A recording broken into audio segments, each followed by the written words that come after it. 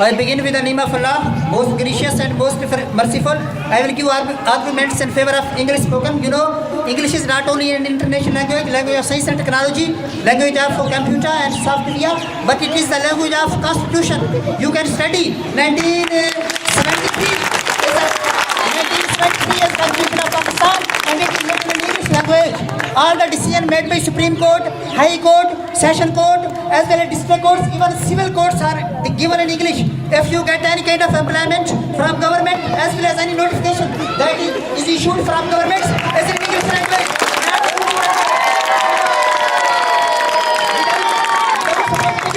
It is very impossible. You know, English is official language of United Nations. English is official language of Pakistan. Any, order is issued by government as well as by private companies.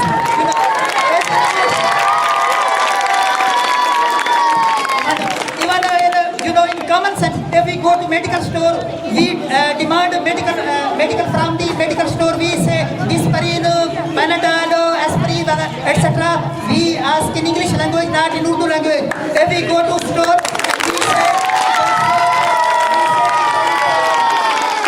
for example, if we demand shampoo from the store, we say please give a shampoo. We maintain head and shoulder. These are named in English language, not in Urdu language.